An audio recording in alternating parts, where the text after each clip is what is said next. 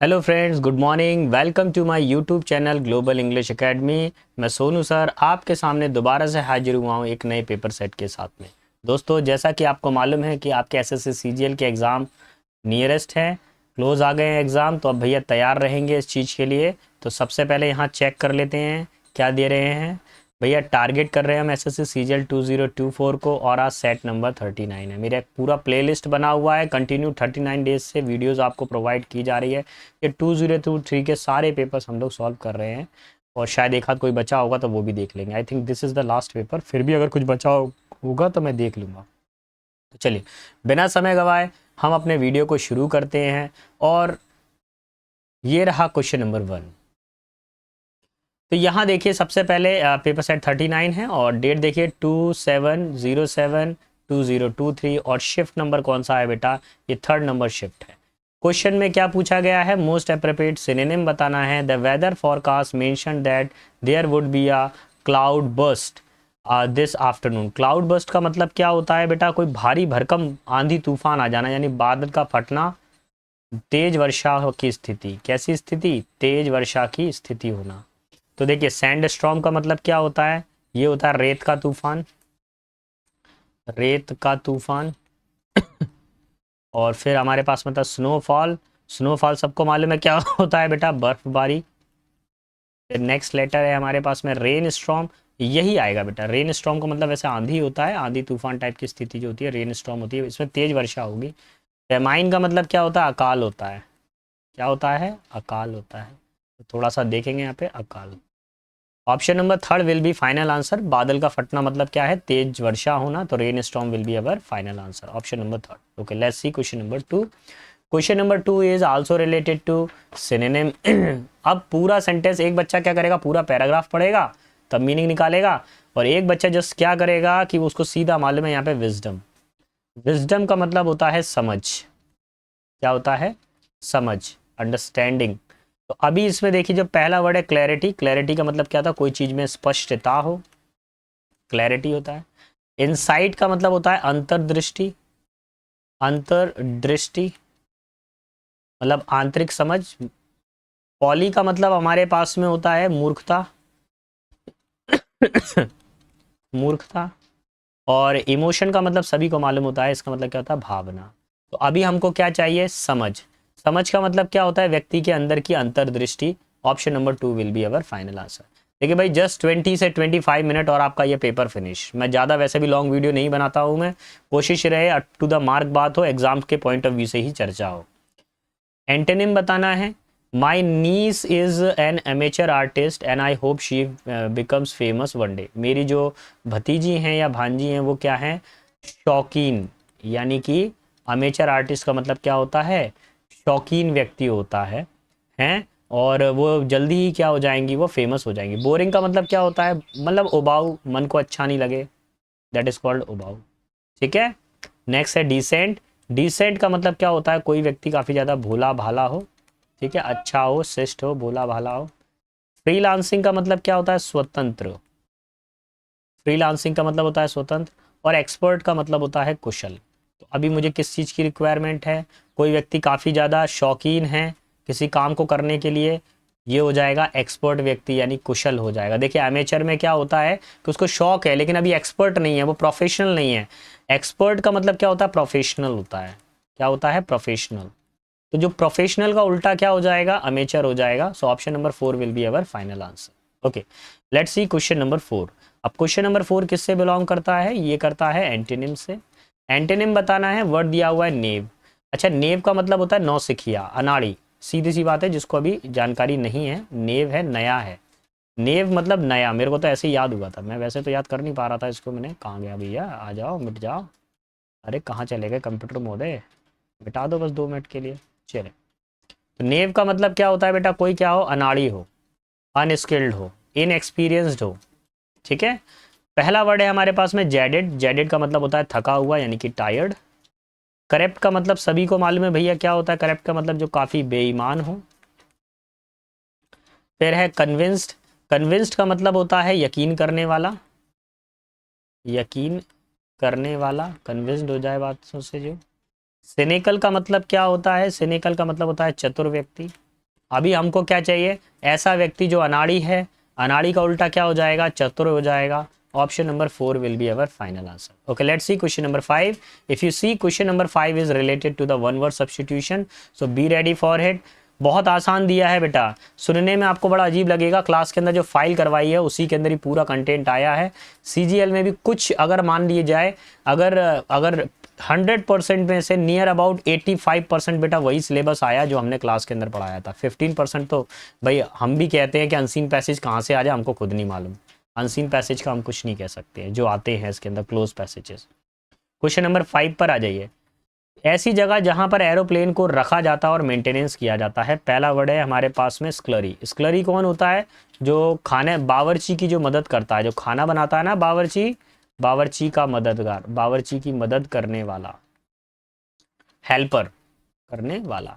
शादी में खाना बनाने वाले आते हैं, एक तो मेन होता है और बाकी उसके हेल्पर होते हैं। अच्छा, अरे ये हैगा, हैगा नहीं, हैगा नहीं, इसमें आर जोड़िए। क्या जुड़ेगा बेटा, इसमें एक लेटर जुड़ेगा आर, हैंगर। तो इस हैंगर का मतलब क्या होता है, विमान घर। इस हैंगर का मतलब क्या होता है, विमान, सॉरी विमान, एरोप्लेन, जहां पे एरोप्लेन रखे जाते हैं, विमान घर। यही आंसर है। इसमें बेटा आपको आर को जोड़ना पड़ेगा, यहाँ पे हैंगर के बाद में ना इस जगह पे एक आर जुड़ेगा बेटा। फिर है हमारे पास में हैंगर। ये हैंगर तो सभी को मालूम है, कपड़े जिस पे टांगे जाते हैं, हैंगर यानी कांटा। एवियरी, एवियरी का मतलब होता है पक्षी घर। क्या होता है, पक्षियों का घर। हमारा आंसर हो जाएगा ऑप्शन नंबर 2। कैसे करके याद करना है, हैंगर में ए आता है, एरोप्लेन, ए फॉर एरोप्लेन, ठीक है। ऐसे करके मैंने याद किया, ऐसे आप याद कीजिए। नेक्स्ट क्वेश्चन नंबर 5 के बाद में आ जाइए क्वेश्चन नंबर 6 पर। और क्वेश्चन 6 क्या कह रहा है, ये है आपके पास में आइडियम एंड फ्रेसेस से रिलेटेड। क्या पूछा गया है, आइडियम एंड फ्रेसेस।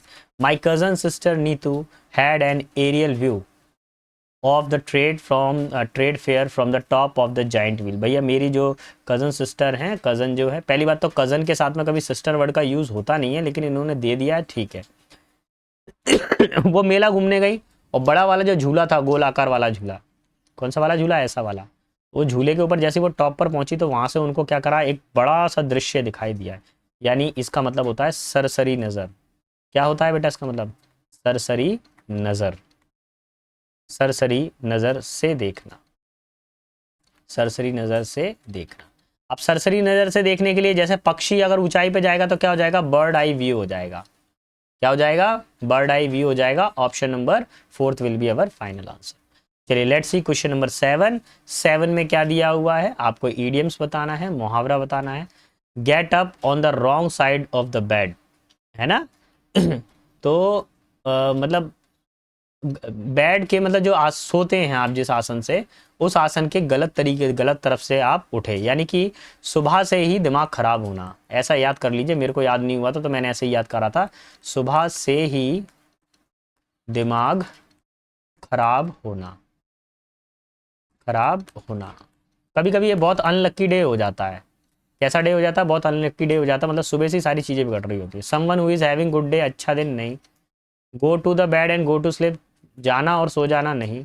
डिस्ट्रॉय और रूइन प्लान, प्लान का खराब हो जाना नहीं। Someone who is having a trouble और हॉरिबल हॉरिबल डे, पूरा दिन खराब हो जाना। जैसे सुबह अगर घर में थोड़ी सी तू मैं हो गई तो पूरा दिन भर वो स्ट्रेस आपके दिमाग के अंदर बना रहेगा। So option number 4 will be our final answer.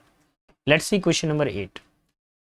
Question number 8 किससे जुड़ा हुआ है, Keith and सैलीज were poets. Keith और सैली कौन है, दोनों पोइट्स हैं, सेम पीरियड, समकालीन है।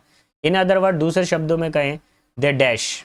अब भैया जो कोई एक ही समय के होते हैं, दो लेखक और दो कवियत्री अगर एक ही टाइम के होंगे तो उनको क्या बोला जाएगा, कंटेम्प्ररी, यानी कि समकालीन। कंटेम्प्ररी यानी समकालीन, एक ही समय के। अच्छा, एसोसिएट का मतलब क्या होता है, सहभागी। और को राइटर का मतलब क्या होता है, सह लेखक।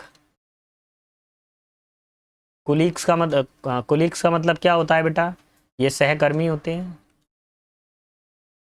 सो our final answer is option number 1, समकालीन। Clear. Okay, let's see question number 9। अब 9 कैसे काम कर रहा है उसको भी देख लेते हैं। क्वेश्चन नंबर 9 जो है बेटा, वो आपका डिपेंड करता है किस पर, फ्रेजल वर्ब पर डिपेंड करता है। The driver was subsequently, the driver was subsequently dash the traffic violation he committed. तो देखिए भैया उसने क्या किया है, जो ड्राइवर था उसने ट्रैफिक का वायलेशन किया है, जो उसने मतलब जो उसने ट्रैफिक को तोड़ा है उसके लिए कुछ है, ठीक है। तो ध्यान रखना, उसने जो वायलेशन किया था यानी उसने जो गलती की है उस बात को वो मानता भी है। तो जब उसने अपनी गलती को मान लिया, तो पहले सारे के सारे वर्डों का मीनिंग मैं बताऊं तब जिससे आप समझ पाएंगे प्रॉपर। देखिए, कभी भी अगर आप किसी समस्या को मान लेते हैं और उसका हल कर लेते हैं, किसी समस्या को मान लेना और उसका हल कर लेना, समस्या को हल करना यानी आयरन आउट, तो यही हो जाएगा। उसने क्या किया, वेरी शब्चली, उसने जल्दी ही ट्रैफिक के जो नियम थे उनका समस्या का हल निकाल लिया, जो उससे अपराध हुआ था उसको उसने सुधार लिया। Option number 2। बाकी ये सारे वर्ड नहीं होते बेटा, iron on the side, iron in, iron through, ये सारे वर्ड इनअप्रोप्रिएट वर्ड होंगे यहाँ पर। Option number 2 will be our final answer. Okay, let's see question number 10। 10 क्या कह रहा है, 10 वाले को जान लेते हैं। 10 वाला कौन से चैप्टर से बिलोंग करता है, जल्दी बताइए सारे बच्चे। होमोनियम्स चैप्टर से बिलोंग करता है। किससे है, होमोनियम्स से। तो देखिए, ही कुड इजीली ईट, वो खा सकती हैं आसानी से, बिरयानी बाय हरसेल्फ, वह स्वयं ही पूरी बिरयानी को खा सकती हैं। तो पहला वर्ड तो होल, होल का मतलब सभी को मालूम है छेद होता है। नेक्स्ट हमारे पास में होल, हॉल का मतलब होता है किसी चीज़ को ढोना एक जगह से दूसरी जगह। इस होल का मतलब होता है संपूर्ण। और फिर आ जाता है एक हमारे पास में हॉल, हॉल का मतलब होता है बड़ा कमरा। तो क्या करा उसने, बिरयानी को पूरा खा लिया, संपूर्ण। Option number 3। Free hit question था भैया, एसएससी ने फ्री हिट क्वेश्चन दिया था, ज्यादातर बच्चे इसको कर सकते थे। देखिए अब स्प्लिटिंग एरर आ गया है, ग्रामेटिकल एरर देखना है आपको। It can get extreme cold during the winter, सर्दी के समय बहुत ज़्यादा ठंडा रहता है। एक्सट्रीम, अच्छा अच्छा, ठीक है ठीक है। देखिए बेटा यहाँ पे ये कोल्ड भी एक आपके पास में एडजेक्टिव हो गया और एक्सट्रीम भी एडजेक्टिव हो गया। कभी भी एक सेंटेंस में एक के बाद एक एडजेक्टिव नहीं आता है। पहला वाला ये जो लेटर है एक्सट्रीमली, इसको आपको बनाना पड़ेगा एडवर्ब। क्या बनाना पड़ेगा, एडवर्ब। और एडवर्ब ये कैसे बनेगा, जो एक्सट्रीम वर्ड है उसके लिए आपको क्या जोड़ना पड़ेगा, एक्सट्रीमली। तो ये ध्यान रखना है। ऑप्शन नंबर 1, कभी भी दो एडजेक्टिव एक साथ नहीं आते हैं। पहला वाला एडवर्ब होगा और दूसरा वाला क्या हो जाता है, एडजेक्टिव। तो extremely cold, option number 1 will be final answer. Okay, let's see question number 10। अब 10 जो है बेटा इनका, सॉरी क्वेश्चन नंबर 12। 12 किससे रिलेट करता है, जल्दी बताइए। 12 वाला जो क्वेश्चन है वो स्पेलिंग एरर को रिलेट करता है। क्या डर्थ की स्पेलिंग सही है, पहले डर्थ का मीनिंग बताइए सारे बच्चे। डर्थ का मतलब क्या होता है, कमी होता है। डर्थ का मतलब क्या होता है बेटा, कमी। करेक्ट का मतलब क्या होता है बताइए, भ्रष्ट, भ्रष्ट होता है, राजनेता वगैरह। बेरेली का मतलब क्या होता है, मुश्किल से। और फिर है हमारे पास में एक्सेप्टेबल, कौन सा वर्ड है, एक्सेप्टेबल, यानी एग्री करना, किसी चीज़ को स्वीकार करना। क्या टिक लगाओगे, क्या स्पेलिंग सही है, डर्थ की स्पेलिंग सही है, करेक्ट की सही है, बैरेली की सही है। एक्सेप्टेबल में यहाँ ई आई नहीं आता है, इस आई को हटाकर आप ए का यूज़ कीजिए, acceptable. Option number 4 will be our final answer. Clear. चलिए क्वेश्चन नंबर 13 पर आ जाते हैं। दोबारा से इनकरेक्ट स्पेलिंग दिया गया है, तो देख लेते हैं। शुरू हो जाते हैं। सफिशिएंट का पहले मीनिंग क्या होता है, पर्याप्त होता है, कोई चीज़ हमारे पास पर्याप्त मात्रा में। सिरप का मतलब जो दवाई होती है उसको सिरप बोला जाता है। इसके अलावा चाशनी को भी सिरप बोला जाता है। रसगुल्ले की जो चाशनी होती है उसको भी सिरप। सुपीरियर का मतलब क्या होता है, जो आपसे सीनियर हो। और श्रबरी का मतलब क्या होता है, झाड़ियों का जंगल, झाड़ी का जंगल। जैसे छोटी छोटी कटीली झाड़ियां हो, उनका पूरा जंगल बना हो तो श्रबरी कहलाएगा। अब स्पेलिंग देखिए, श्रबरी सही है, सुपीरियर सही है, सिरप सही है, सफिशिएंट की स्पेलिंग गलत है। तो बताइए बेटा क्या करेक्शन करूंगा सफिशिएंट की स्पेलिंग में, ये ई आई नहीं होगा। ई आई को हटा के मैं क्या करूंगा, आई ई कर दूंगा। Option number 1 will be our final answer. Clear हो गया। ध्यान रखें, इंग्लिश के अंदर एक ट्रिक है, सी के बाद में आई ई का ही यूज करना चाहिए। 99% तो आपका सोल्यूशन यही हो जाता है। कभी एक आध परसेंट कुछ नया वर्ड आ जाए तो मिस हो जाता है, लेकिन ये ध्यान रखो, सी के बाद में हमेशा आई ई का यूज करना चाहिए। चलिए क्वेश्चन नंबर 14 पर आ जाते हैं। 14 में, अरे भैया बहुत फ्री हिट क्वेश्चन दिए हैं, बहुत बहुत फ्री हिट क्वेश्चन दिए हैं। The secretary to the secretary to my boss is very efficiently as he not only। Conjunction chapter को अगर आप बच्चों को याद होगा तो कंजंक्शन चैप्टर को थोड़ा याद कीजिए, अभी 1-2 दिन पहले ही कराया मैंने ऑफलाइन बैच के अंदर। Not only gives him the required information and also, भैया नॉट ओनली के साथ में क्या आता है, बट आल्सो आता है। बस अब ज़्यादा विचार मत करो, ऑप्शन नंबर 1 टिक लगाओ। इनके मीनिंग वीनिंग पे मत जाओ, कंजंक्शन में तो पेयर बना रहता है, कपल आते हैं इसमें तो, ठीक है। चलिए नंबर 15 पर आइए। 15 क्या कह रहा है, क्वेश्चन नंबर जो 15 है वो बिलोंग करता है आपके पास में, एक्चुअली ये इसमें से कौन सा वर्ड प्रॉपर यहाँ पे यूज किया जाएगा उसके ऊपर डिपेंड करता है। 15 वाले क्वेश्चन को रीड करें एक बार हम लोग। Polythene terephthalate one of the most often recycled plastic, ये एक ऐसी प्लास्टिक होती है जो ज़्यादातर रिसाइकल हो जाती है। And the material used in the majority of water, और इसके अंदर जो मटेरियल यूज़ किया जाता है majority of water and soda बोतल। पानी की बोतलें और सोडा बोतल जो होती हैं जो हम यूज़ करके फेंक देते हैं उनको दोबारा से रिसाइकल कर लिया जाता है। Can be transformed into from polyester fabric to automotive part, उनको ट्रांसफ़र किया जाता है पॉलिएस्टर फैब्रिक में और ऑटोमेटिव पार्ट में ट्रांसफ़र किया जाता है। किया जा सकता नहीं है, देखिए यहाँ पर एक संभावना है, कंफर्म नहीं है, करते तो हैं लेकिन ये कैसी सिचुएशन है, ये संभावना वाली सिचुएशन है। और इसमें एक और चीज़ देखिए, कन्वर्ट के साथ में हमेशा किसका यूज़ करेंगे हम लोग, इनटू का यूज़ करते हैं। So option number 1 will be our final answer, ठीक है। कौन सा प्रपोजिशन आता है कन्वर्ट के साथ में, इनटू प्रपोजिशन आता है, इसलिए हमारा आंसर पहला होगा। 16 पर आ जाइए। 16 में क्या करना है भैया, एक्टिव पैसिव वॉइस आ गया, इसको हम बनाकर बता देते हैं आपको कैसे करना है क्या नहीं करना है। मैं पूरा फॉर्मूला ड्रॉ कर देता हूँ, अक्सर तो छोटा ही ड्रॉ करता हूँ लेकिन फिर भी कई बच्चे बेसिक वाले बैठे हैं तो उनको भी बता देते हैं। एक्टिव वॉइस ये रहा, पैसिव वॉइस, इस ऑब्जेक्ट को उठा के मैंने यहाँ पे रखा, सेकंड फॉर्म की जगह पे मैंने क्या रखा, वाज वर, और थर्ड फॉर्म रखा, बाय लगाया, बाय के बाद में ये लास्ट में मैंने सब्जेक्ट को पुट कर दिया। क्वेश्चन में क्या दिया है, डियर, डियर अभी ऑब्जेक्ट है, सब वर्ब सॉरी वाज वर आ गया, थर्ड फॉर्म आ गई, बाय द बोर हो गया सब्जेक्ट। तो यानी द बोर तो हो जाएगा हमारे पास में, सॉरी ये एक मिनट, ऑब्जेक्ट प्लस सब्जेक्ट, ठीक है क्लियर है। हमें क्या चाहिए, शुरुआत में क्या चाहिए, एक सब्जेक्ट चाहिए, पैसिव वॉइस दिया हुआ है, हमको बनाना है एक्टिव वॉइस। शुरुआत में चाहिए subject the bore, the bore the bore the bore, dear दिया हुआ ये कैंसिल करो। अब क्या चाहिए, सेकंड फॉर्म चाहिए। सेकंड फॉर्म किस में आ रही है, इसमें आ रही है केवल सेकंड फॉर्म, क्या बाकी में आ रही है, नहीं आ रही है। Option number 3 will be our final answer, clear. चलिए क्वेश्चन नंबर 17 पे आते हैं सारे बच्चों। देखिए एक बिल्कुल फर्राटा क्लास है ये, इसमें आप अगर इसको रोजाना अगर आप 20 मिनट भी दे दिए ना इसको, मेरी क्लास को, तो बस हो गया खेल, आपको ज़्यादा कुछ दिमाग लगाने की ज़रूरत पड़ेगी ही नहीं पेपर के अंदर, सीधा फर्राटा क्लास। देखिए पैसिव वॉइस बनाते समय पहला ऑब्जेक्ट इज एम आर, फिर आ जाएगा बीइंग, फिर आ जाएगा हमारे पास में वर्ब की थर्ड फॉर्म, बाय आ जाएगा, और यहाँ पे आ जाएगा सब्जेक्ट, ठीक है। तो ये वैल्यू आपके पास में आ जाएगी। इसको कैसे करना है, इज एम आर आ गया, फोर्थ फॉर्म आ गई, आ गया। अब आप ये देखिए कि इज एम आर के बाद में बीइंग और थर्ड फॉर्म कहाँ पर होगी, देखो ये फॉर्मूला बना हुआ है एक्टिव वॉइस का, ये एक्टिव वॉइस का फॉर्मूला बना।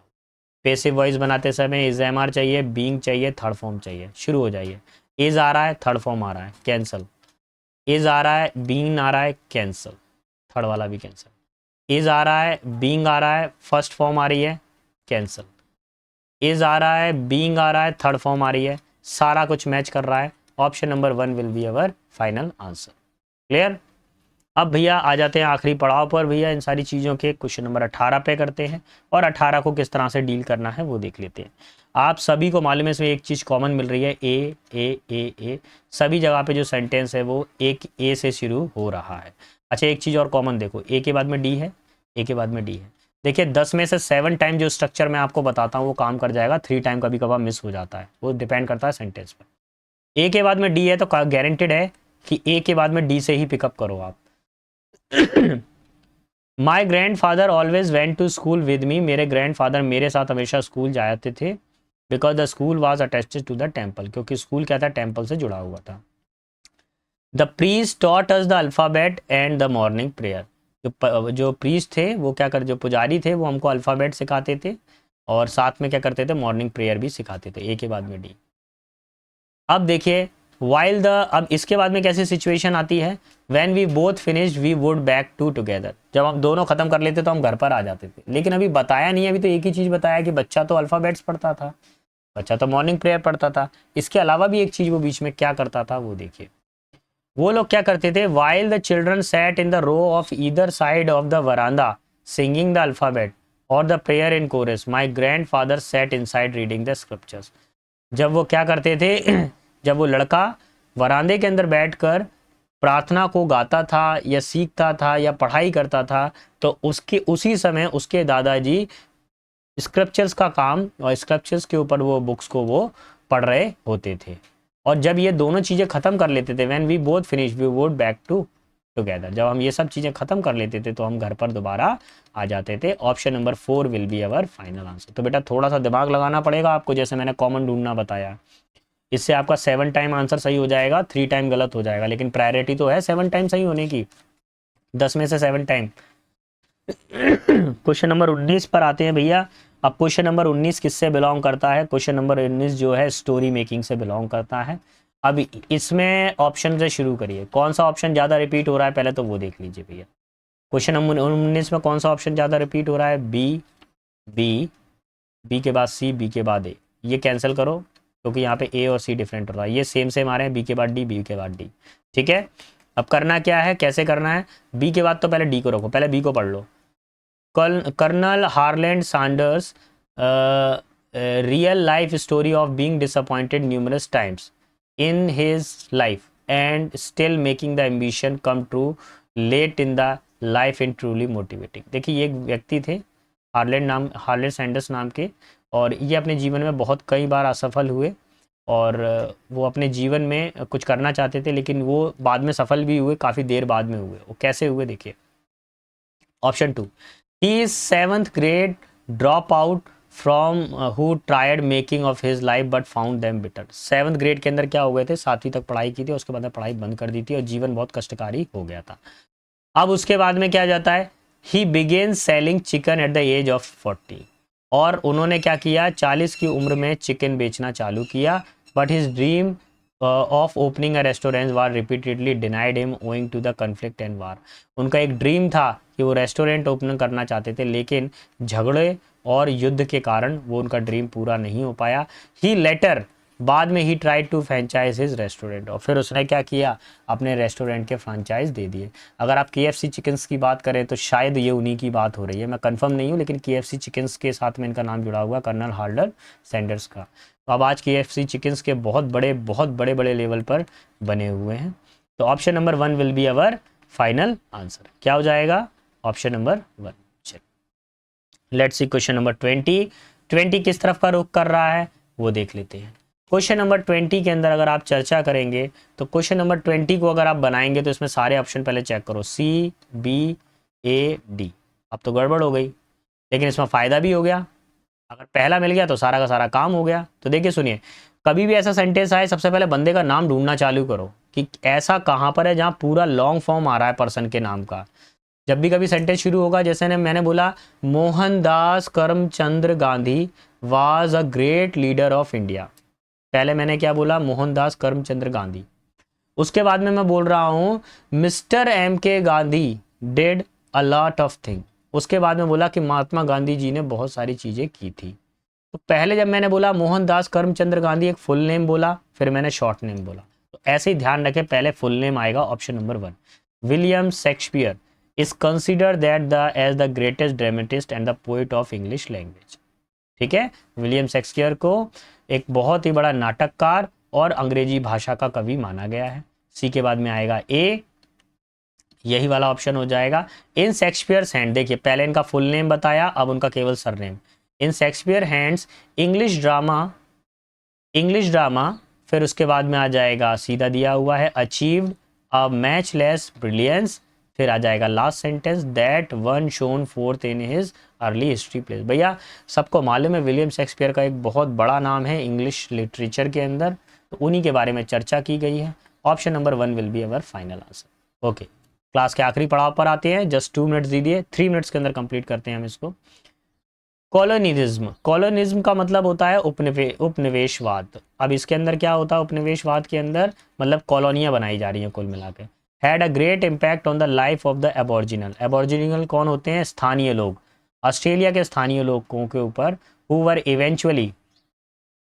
Eventually understood by the whites with all power and privilege. देखिए ऑस्ट्रेलिया के जो एबॉर्जिनल्स हैं उधर ऑस्ट्रेलिया जो जनजातीय लोग हैं, जो निवासी लोग हैं, वहाँ पे कॉलोनी का निर्माण किया जा रहा है। किसके द्वारा किया जा रहा है? Bye the whites. वाइट्स का मतलब है श्वेत लोग, अंग्रेजों के द्वारा। और अक्सर क्या होता है कि जो जनजातीय लोग होते हैं वो शहरों के लोग से आकर्षित होने लगते हैं, तो वो वाइट लोगों से क्या होने लगे थे? काफ़ी ज़्यादा वशीभूत होने लगे थे। तो ये क्या हो गया? वर के बाद में चाहिए हमको थर्ड फॉर्म। अंडरस्टूड, उसको समझ नहीं रहे थे। कैट, पकड़े नहीं गए थे। रेज्ड, उनको प्रश्न नहीं उठाया गया था। सब्जुगेटेड, सब्जुगेटेड का मतलब होता है वशीभूत हो जाना। उनकी बातों में आ गए थे, उनके पहनावे पर, उनकी चाल ढाल पे वो क्या हो गए थे? अट्रैक्ट हो गए थे। फिर क्या होता है? The colonisers turn their land into the rubbish pit. अब भैया जैसे वो शहरीकरण हुआ तो उन्होंने क्या किया? उनकी जो ज़मीन थी उनके अंदर बहुत बड़े बड़े रबिश पिट, कचड़ों के गड्ढों में तब्दील कर दिया गया उनको। And dash sides for their own betterment. और उन्होंने क्या किया? अंग्रेजों ने, श्वेत लोगों ने क्या किया? अपने लिए साइड्स को, अपने लिए स्थानों को बनाना शुरू कर दिया। कंस्ट्रक्शन शुरू कर दिया था, बनाना। ठीक है, डेटिंग करना शुरू नहीं किया था भैया। हेल्टिंग का मतलब होता है रुक जाना, और रिक्रिएशन, पुनर्निर्माण करना, ऐसा कुछ नहीं किया था उन्होंने। उन्होंने कंस्ट्रक्शन किया था। ठीक है, अब आगे देखिए क्या लिखा हुआ है। The aboriginals were often dash as subhuman were low status and dirty habits. क्या था? जो एबॉर्जिनल थे, जो वहाँ के मूल निवासी थे, वो अक्सर क्या होते थे? थोड़े कमज़ोर स्टेटस के होते थे और थोड़ा कुछ बुरी आदतें भी होती थी, क्योंकि अभी वो पूरी तरह से विकसित तो हुए नहीं थे। तो अब यहाँ पर क्या होता था? रिसीव्ड करते थे, रिसीव्ड एज सब ह्यूमन। वो लोग उनको क्या कम कम स्टेटस का समझते थे? अंग्रेज एबॉर्जिनल्स को कम स्टेटस का समझते थे। ये नहीं होगा, ये नहीं होगा, ये नहीं होगा। ऑप्शन नंबर 24 पर आइए। फिर क्या हो गया? The whites not only displace the tribes. उन्होंने ना केवल जनजातीय लोगों को वहाँ से हटाया, फ्रॉम देयर होमलैंड, उनके घरों से हटाया, but also dash the beauty and balance of the natural world. उन्होंने प्राकृतिक संसार की ब्यूटी को भी क्या कर दिया? उन्होंने नष्ट कर दिया। उन्होंने प्राकृतिक ब्यूटी को भी नष्ट कर दिया। फिर क्या बोला गया है? An increase in deforestation and destruction of the traditional land led like emu, eagle, kangaroo among many other dwindles over time. देखिए भाई, जब शहरीकरण हुआ, जंगलों को काटा गया, तो जंगल के अंदर जो वनस्पति थे, पेड़ पौधे थे, पशु पक्षी थे, वो भी नष्ट हो गए, और उन लोगों को भी अपना पलायन करना पड़ा। तो क्या हुआ भाई उनके साथ में? वहाँ पर देखिए, एक होता है फ्लोरा और एक होता है फोना। फोना का मतलब क्या होता है? जिसमें जंतु रहते हों, जीव जंतु रहते हों। ठीक है, तो बेटा आज का सेशन में इतना ही था। अगर आपको मेरा पढ़ाना पसंद आया है तो प्लीज़ चैनल को लाइक, शेयर, कमेंट और सब्सक्राइब करना ना भूलिएगा। तब तक के लिए सारे बच्चों को बेस्ट ऑफ लक। अपना एग्ज़ाम में बेस्ट कर कर आइएगा।